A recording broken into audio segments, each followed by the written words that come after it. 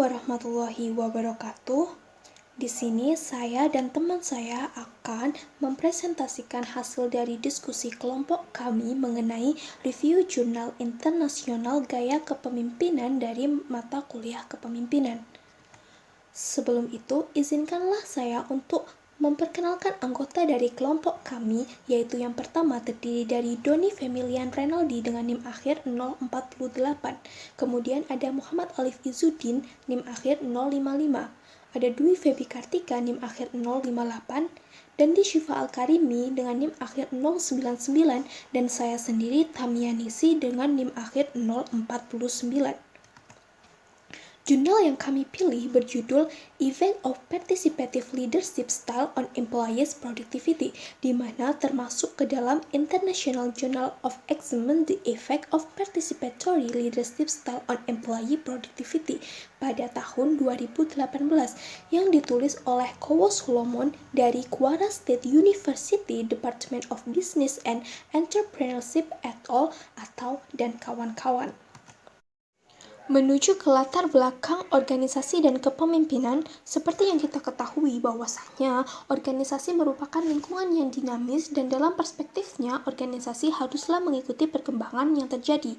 Dan dalam menghadapi suatu perubahan yang terjadi di dalam organisasi, diperlukan suatu upaya untuk menganalisis perilaku kepemimpinan dan melihat gaya kepemimpinan yang dijalankan untuk mencapai tujuan organisasi. Oleh sebab itu, mengapa organisasi dan kepemimpinan adalah suatu hal yang berhubungan. Dan dalam kasus ini, kami memilih mereview jurnal tentang gaya kepemimpinan partisipatif terhadap tingkat produktivitas karyawan di perusahaan Midland Galvanizing Product Limited di Abeokuta, Nigeria. Dan sebelum menuju ke review jurnal, kami ingin mereview teori terlebih dahulu, di mana di dalam slide kami mencantumkan ada dua teori, yaitu mengenai konsep kepemimpinan atau apa itu kepemimpinan dan juga jenis dan strategi partisipasi, di mana konsep kepemimpinan kami mengambil dua hal dari Cannon pada tahun 2004 dan juga Kuntz pada tahun 2014. Cannon menyebutkan bahwasanya kepemimpinan adalah sebagai kemampuan atasan untuk mempengaruhi perilaku bawahan dan membujuk mereka untuk mengikuti tindakan tertentu.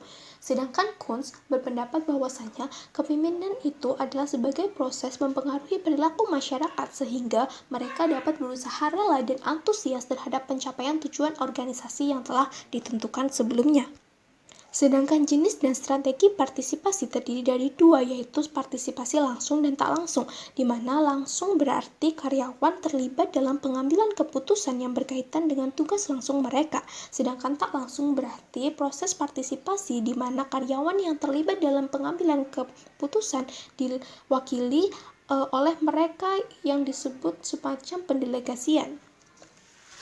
Kemudian di dalam review jurnal kali ini kita setidaknya membahas 7 hal, yaitu tujuan penelitian, lokus penelitian, subjek penelitian, metode penelitian, hasil penelitian, kekuatan dan kelemahan jurnal, serta perbedaan dengan rencana penelitian yang ditetapkan oleh peneliti. Ketujuan penelitian ini bertujuan untuk mengetahui pengaruh gaya kepemimpinan partisipatif terhadap produktivitas karyawan di perusahaan Midland Galvanizing Product Limited di Nigeria. Untuk lokus penelitiannya tersendiri bisa dilihat pada slide, yaitu terdapat bendera warna hijau di mana itu adalah Nigeria, yaitu penelitian ini berlokus pada perusahaan Midland Galvanizing Product Limited yang berada di Nigeria. Kemudian menuju ke subjek penelitian diambil dari karyawan di perusahaan Seng yang ada di Nigeria berjumlah 114 orang, dan responden didapat melalui rumus statistika formulasi seperti yang terdapat pada slide dengan formulasi kepercayaan 95% dan tingkat toleransi kesalahan 5% dari semua karyawan yang berjumlah 160 orang. Jadi, karyawan di sana ada 160 orang. Tetapi ketika menggunakan toleransi kesalahan 5% dan didapat 114 orang ini jika memenuhi, maka sudah layak dijadikan sampel penelitian untuk mengetahui hasil penelitian.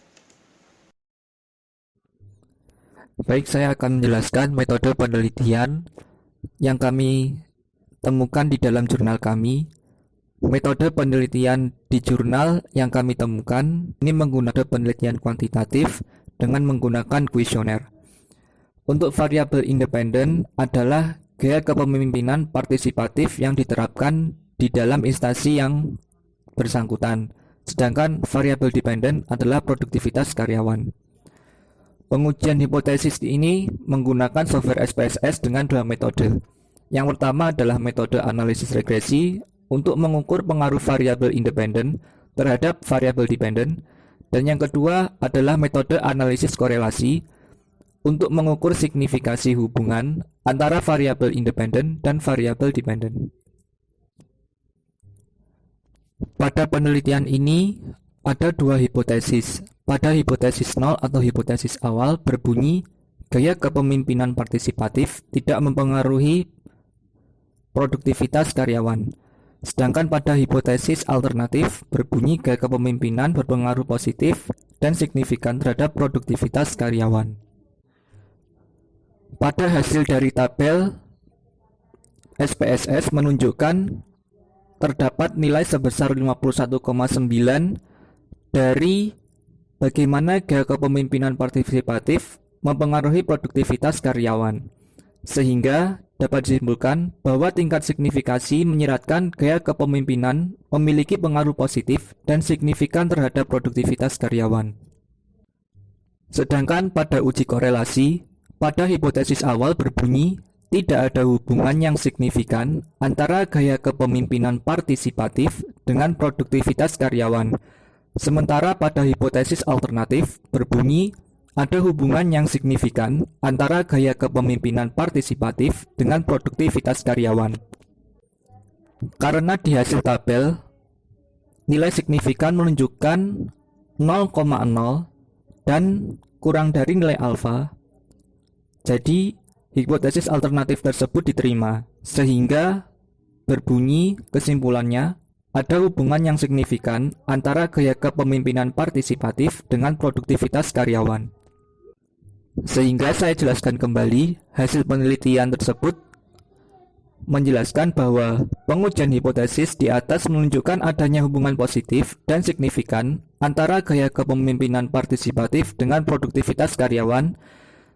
Kemudian, gaya kepemimpinan partisipatif dirasa dapat digunakan sebagai alat motivasi bagi pekerja.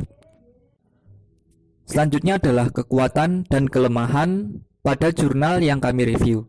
Untuk kekuatan, penelitian ini merekomendasikan agar organisasi dapat mengadopsi gaya kepemimpinan partisipatif karena dapat meningkatkan semangat kerja karyawan sehingga dapat mempengaruhi produktivitas di dalam organisasi. Sedangkan kelemahan pada penelitian yang ada pada jurnal ini adalah penelitian dalam jurnal hanya menyebutkan hasil temuan, dan penelitian tidak menjelaskan bagaimana dampak yang akan muncul dalam organisasi setelah gaya kepemimpinan tersebut dijalankan. Pada jurnal ini juga terdapat perbedaan dengan rencana penelitian, yakni tidak ada perbedaan yang mendasar dari rencana penelitian karena hasil menunjukkan bahwa terdapat hubungan yang positif dan signifikan antara gaya kepemimpinan partisipatif dan produktivitas karyawan. Dan yang terakhir dari jurnal yang kami review ini, kami menyimpulkan yang pertama adalah dalam gaya kepemimpinan partisipatif terdapat hubungan positif dengan produktivitas kinerja pegawai. Kemudian yang kedua, bentuk partisipatif yang digunakan adalah bentuk partisipasi secara langsung di mana pegawai dilibatkan untuk menyuarakan aspirasi mereka tanpa ada perantara. Dan yang ketiga, motivasi merupakan alat dalam sebuah kepemimpinan untuk meningkatkan kinerja baik atasan maupun bawahan sehingga memacu semangat kerja dan berdampak pada produktivitas. Dan yang terakhir adalah kesempatan yang diberikan untuk berpartisipasi dalam pengambilan keputusan perusahaan akan memudahkan para pegawai dalam memenuhi kebutuhan mereka selama mereka bekerja di dalam instansi atau organisasi tersebut. Baik, demikian yang bisa kami sampaikan dari presentasi dan hasil review kami. Jika ada kesalahan kami mohon maaf. Terima kasih. Wabillahi taufiq wal hidayah. Wassalamualaikum warahmatullahi wabarakatuh.